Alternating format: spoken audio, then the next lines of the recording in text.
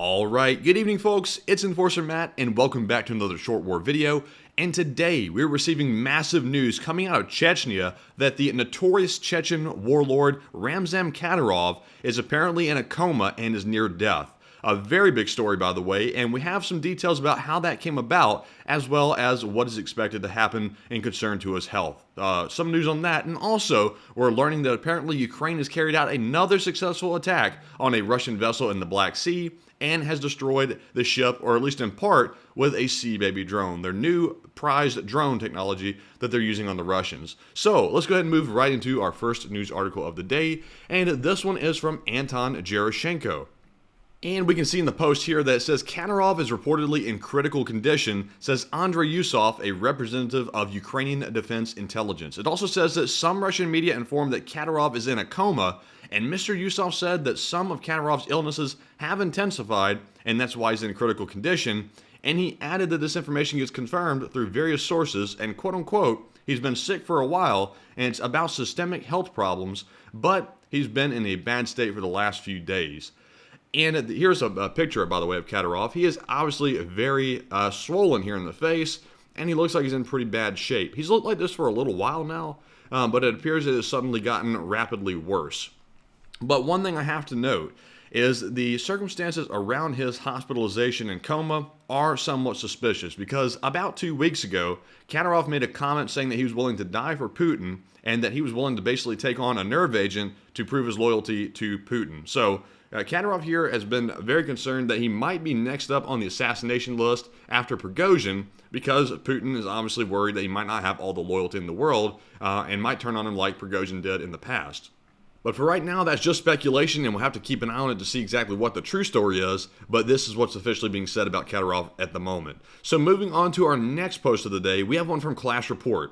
And it says, we have a new claim by Ukraine. The Sea Baby kamikaze USV hit the Russian Bora-class hovercraft Samum near the entrance to Sevastopol Bay. And the Sea Baby hit the rear right part of Samum, causing significant damage, and the ship has lost speed, and the Russians had to tow it back for repairs with a large trim to the stern and a list to starboard. And during the special operation, the height of the waves reached 1.5 to 2 meters.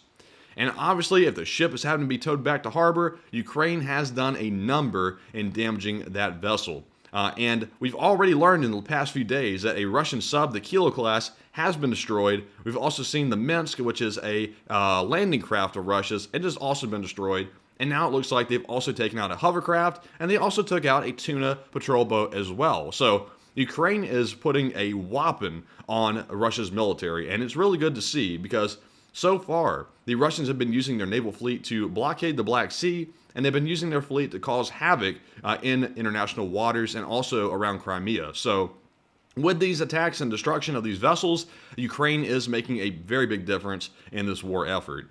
But with that, we're moving on to our next post here, which is from Clash Report yet again.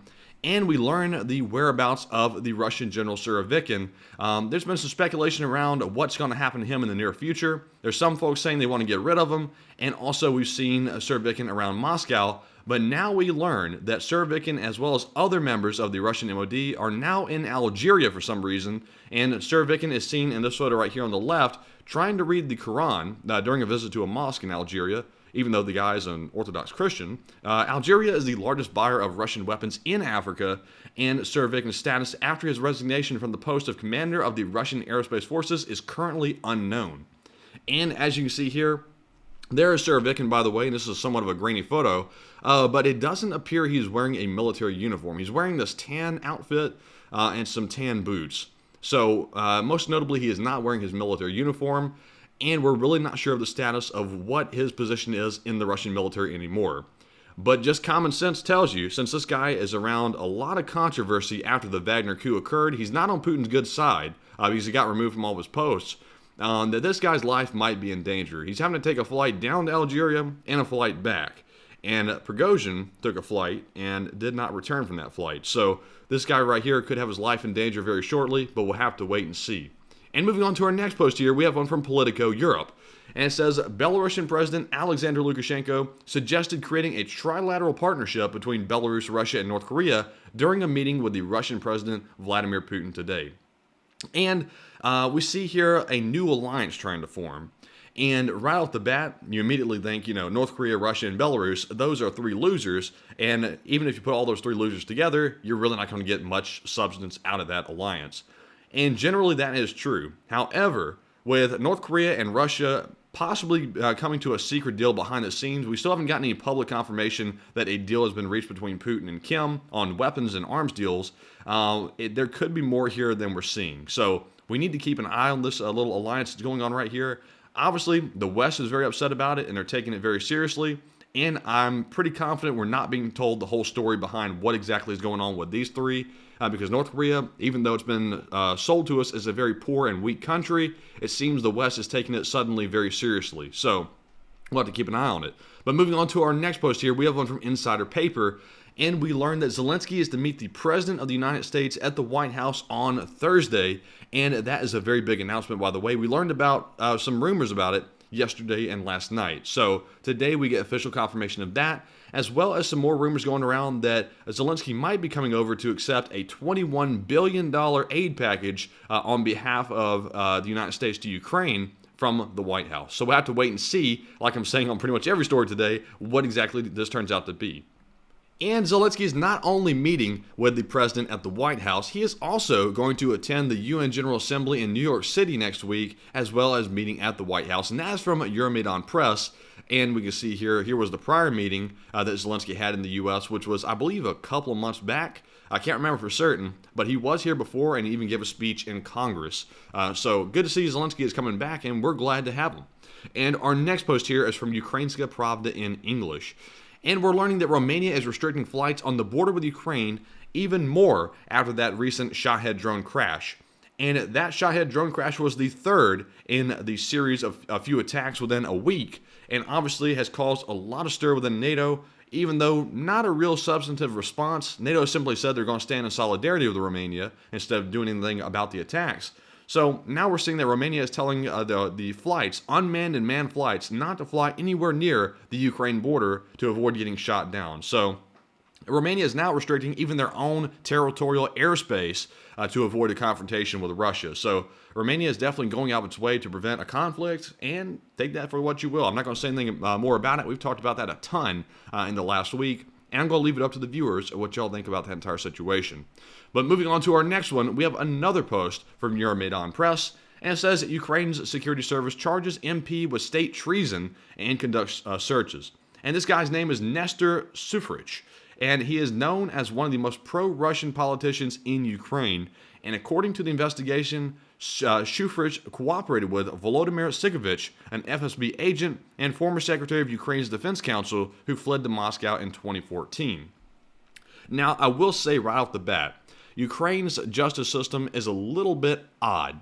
It doesn't work quite like the United States, where you're innocent until proven guilty, because this fellow right here is now being held in jail for 60 days without any bail, and really no reason given. But Ukraine has their own way of handling things. I'm not going to criticize their justice system all the way, because that is up to Ukraine to adjudicate their own problems, and I'm just pointing out the difference between them and the U.S. So this guy right here is accused of basically treason, and that's a pretty serious charge. And if he is guilty of treason, and he did do it, then certainly it is good that Ukraine is once again cleaning up the corruption around the country. And apparently this guy was an MP, so he was in the legislature of Ukraine. So not a good place for a potential collaborator to be, and it's good to see that Ukraine is keeping a sharp eye on that. But moving on to our next one, we have one from Visegrad 24, by the way. And they said, Ukraine announces it is retaking the village of Andriivka near Bakhmut. And I don't have a ton of details about this right at the moment. We're going to cover this in detail tonight on our stream at 10 p.m. Eastern, which you can tune into here on our YouTube channel, and we'll have all the details about how far they've retaken into the village and how extensive this is. So just to report the headline at the moment, they have retaken the village of Andriivka, which is a very big achievement. And moving on to our next post, we have one from Ukrainska Pravda in English. And we learned that the European Commission has lifted the embargo on Ukrainian grain imports, which is a good thing, because now Ukraine can continue to import grain back into Europe without a problem. The only exception being Poland. Poland continues to ban Ukrainian grain imports despite the EU's permission, and there's actually a pretty good reason for that. And right on its face, you would think this is a bad thing, because you want Ukraine to be able to export its grain and make money to help fund its war effort. But at the same time, Poland is one of the primary providers of aid and assistance to Ukraine. And Poland doesn't want those imports from Ukraine coming into their country because it ends up hurting their domestic farming industry. Because the Ukrainian grain is so cheap, it basically comes in and scalps the market, and it basically screws over Polish farmers. So, to me, I think it's perfectly fine for Poland to keep that ban in place. And in the past, Ukraine has balked at that. But I think it'd be very wise for Ukraine to let that go because they're going to end up making Poland very angry about that. And with them being one of their top supporters, Ukraine shouldn't anger Poland at this point. That'd be very unwise. But that is what it is. Put your opinion down in the comment below if you disagree with that. And our last post here is from Insider Paper. And it says, the Japanese Prime Minister is now willing to meet North Korea's Kim. And apparently without preconditions, according to the article from Insider Paper. And this is a massive change because before, really nobody wanted to meet with Kim.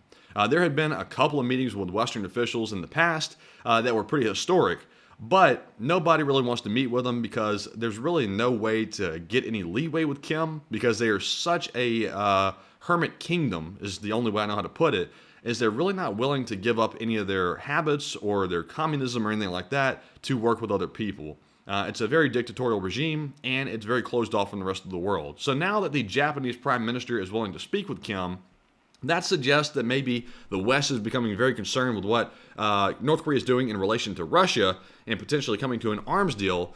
And now they're sending in the Japanese Prime Minister to try to act as a liaison to see what exactly is going on. And I know right now some people are going to say it's never good to go in and negotiate with dictators.